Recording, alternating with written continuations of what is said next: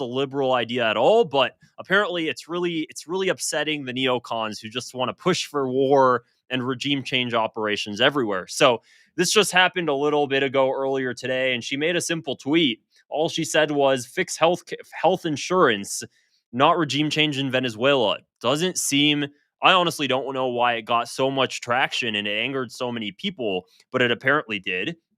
And after she posted that, the exchange revealed revealed divides. Hardliners push action against Maduro's alleged drug cartel ties and oil influence to curb drugs and migration. All BS. But Clown World, which is just basically a right-wing social media account, has a huge following. It responds back to that. Wow, really huge following, 3.1 million followers, and says, "What a libtard." Apparently, being anti-war, anti-CIA covert operations is a libtard.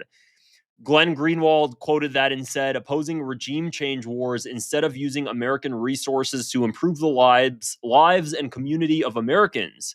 A foundational belief that America First movement until about 13 seconds ago is now decreed as libtardism. I would also rather fix health insurance than go to war with Venezuela. Again, that's your job, Congresswoman. Insurrection Barbie is just this Zionist shill account. I typically just don't even like reading too much of what she says. This is what I will say, though, and I would really like somebody to explain it to me.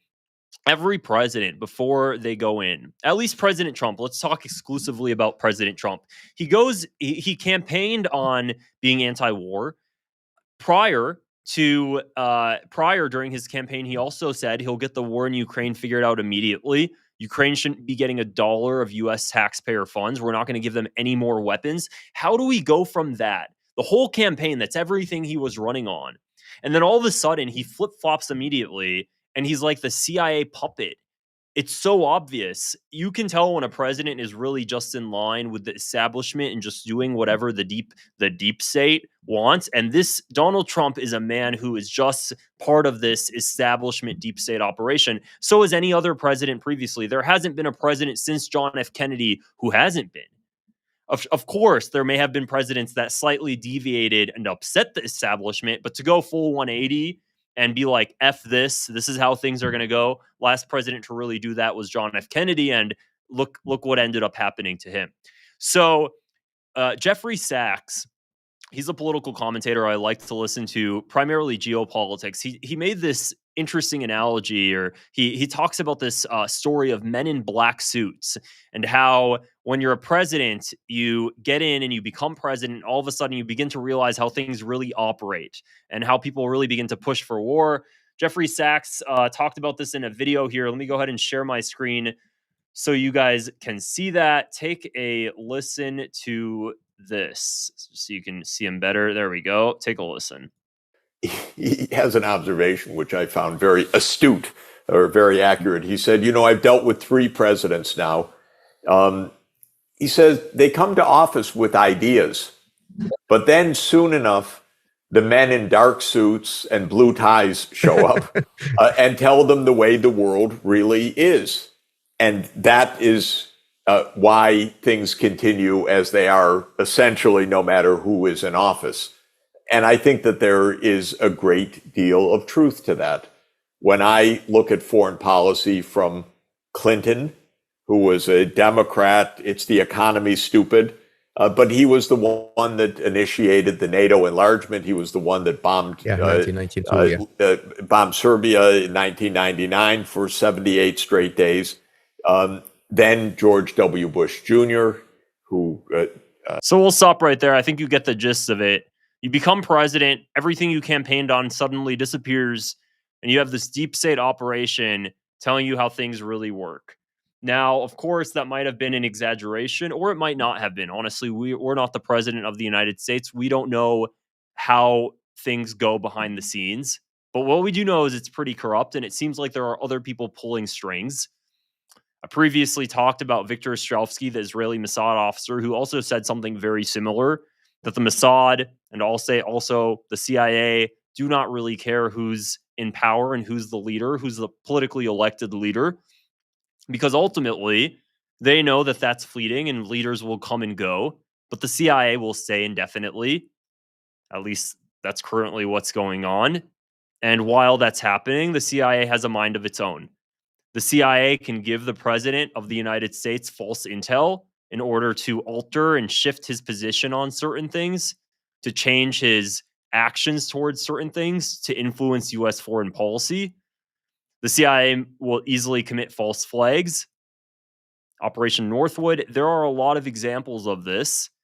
And when it comes to what's happening in Venezuela, I think Trump is very well aware that it has nothing to do with just drug trafficking, if drug trafficking is really any sort of motive at all. It's very obvious what's the reason. It's for oil, and then it is also for the fact that Venezuela's government is currently backed by Russia and China. That's also a factual statement, heavily because of oil as well, primarily I would say. So Trump obviously knows that. I'm kind of at the point now where I just wish these presidents can just come forward and just be honest, because I hate the propaganda BS. Especially, I think Gen Z is really fed up with this specifically. It's annoying when you guys pretend to act like you're righteous, you're noble and honest and righteous. Just cut the BS. I wish we could just have a president come forward and say, you know what, we're doing this for oil, and that's just kind of how it is. Why do you guys have to manufacture this bullshit story that nobody believes anyway? Honestly, I'm going to be honest. You might probably have a lot more people actually support you if you guys just say, "Oh, we're doing this for oil because we're evil." Because I promise you, when you just say that open-heartedly, there are going to be some people that are like, you know what? At least they're being honest. F this. Like, genuinely, just say the damn truth. Why do we have to? Why does the government have to pretend like they're good people? I like, people see right through it. So what's the point of these stupid propaganda campaigns anymore? Just can we cut it? Can we just cut it already? So, that's really the situation. Now back to the tweet, of course, that Marjorie Taylor Greene previously talked about. Let me pull that up again and just show you what other people were saying. America should never be pushing for a regime change in any country, especially when our affairs are in such a disarray. This is from Paul Zapula back on July 2025. This was the standard MAGA position until 5 minutes ago. Being against regime change is ... libtard. What neocon runs this account? That regarding Clown World's quote, and let me center my screen again so you guys can see that accurately. So this is kind of the situation we're in now, where that tweet. Has anybody else seen that meme on social media that's constantly resurfacing, where it's like you have a swarm of people wearing the MAGA hat, and all of a sudden you'll see this thing coming out. It's kind of a quote bubble, and it says, it would be like, regime change is good now, and you have a swarm of people wearing MAGA hats, and they're all saying regime change is good now. I think you can really replace that hat with any sort of establishment, whether it's the DNC or the RNC, and it's that sort of thing where you honestly just push one propaganda campaign, you get the entire party to just flip flop like that, and nobody says anything. That's kind of that's the state of American affairs. So anyway, if you found this video interesting, go ahead and click the subscribe button below and give it a thumbs up as well. I'd really appreciate it. It helps my channel grow. Otherwise, I'll see you guys in the next video. Take care. Bye.